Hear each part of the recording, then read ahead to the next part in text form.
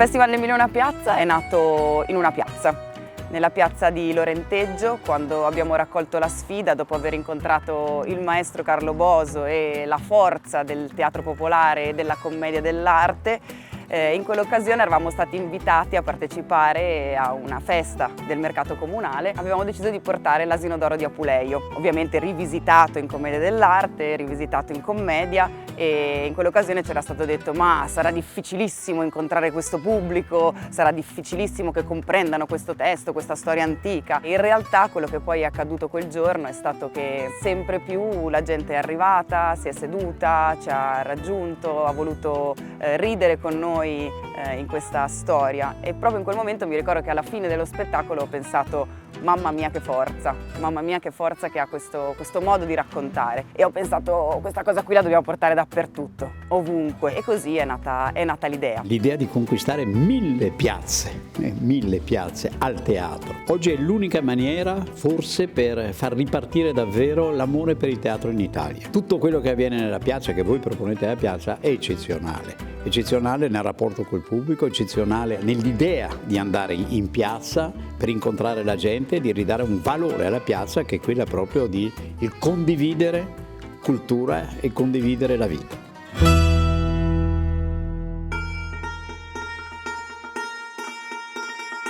Ormai il Festival Emilio Una Piazza dopo 2 anni ha raggiunto 3 sessioni all'anno. A Carnevale con gli spettacoli di commedia dell'arte, poi in primavera con i classici greci e latini, e poi in autunno con le storie, le leggende, anche per festeggiare un po' la ripartenza della scuola, la ripartenza della stagione teatrale cittadina. La grande forza che abbiamo visto è stato che veramente con questa modalità, portando il nostro palco di commedia di legno come facevano i vecchi comici dell'arte, stiamo in qualche modo aiutando e collaborando e partecipando a una rinascita delle piazze da parte della gente attraverso la cultura.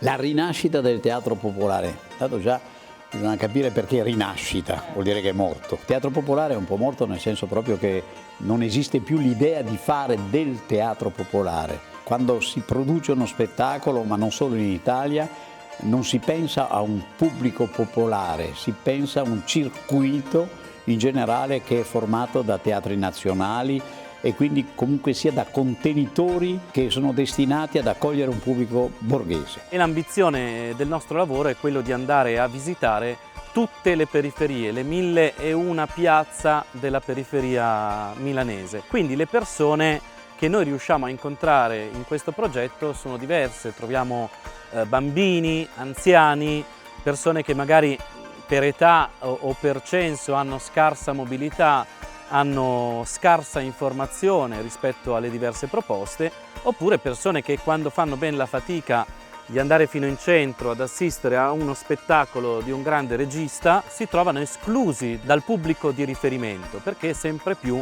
lo spettacolo di regia che si fa nel grande teatro si rivolge a una fetta di popolazione molto istruita e molto specifica. Invece l'ambizione di questa forma di teatro popolare che abbiamo imparato a conoscere insieme al maestro Carlo Boso è proprio quella di cercare di cogliere tutte le persone che possiamo incontrare, i bambini, gli adulti, gli anziani, i giovani, gli italiani da 10 generazioni, da 5, da 2, da 1, i figli delle seconde e delle terze generazioni di immigrati, un pubblico di tutti i colori che abbiamo veramente sempre più il piacere di incontrare.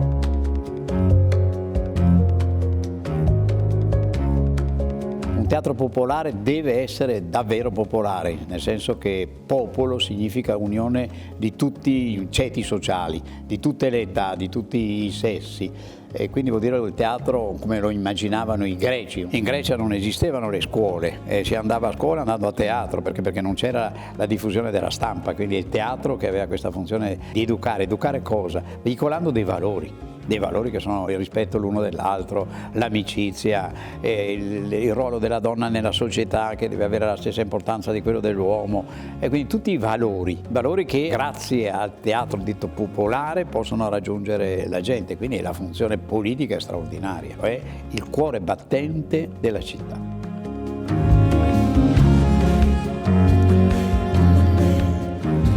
Il teatro antico è teatro popolare perché si rivolgeva a tutta la popolazione, a 40.000 persone che accorrevano insieme nei teatri, e le storie erano per tutti. E noi oggi, naturalmente, con le dovute operazioni di riscrittura, cerchiamo di fare la stessa cosa, tradendo meno possibile lo spirito di questi grandi testi, renderli più possibile popolari, quindi cambiando o togliendo i nomi, quegli eventi culturali che riguardano il passato, e mantenendo quel nucleo di universalità che in tutti i grandi testi c'è.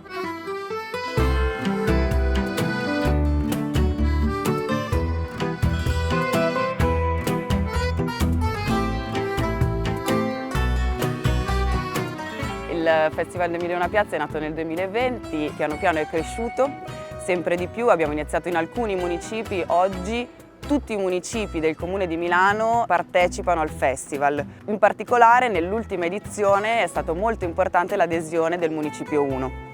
Quindi nell'ultima edizione, quella di Carnevale, abbiamo avuto la chiusura nel centro della città, Piazza dei Mercanti. Piazza dei Mercanti è una piazza molto importante accanto a Piazza del Duomo, che è stata in qualche modo palcoscenico anche di situazioni di cronaca non positive. La scelta importante del Comune insieme a noi è stata quella di dare un segnale forte, cioè ridare vita alla piazza, riappropriarsi della piazza attraverso la cultura, quindi mettere in Piazza dei Mercanti un palco di commedia, portare gli spettacoli, portare le persone, le famiglie a rivivere insieme la piazza e quindi dare questo segnale importante. Insomma, viva il teatro, viva la cultura, e vi aspettiamo per vivere tutti insieme le 1001 storie nelle piazze di Milano. Evviva il teatro! Evviva il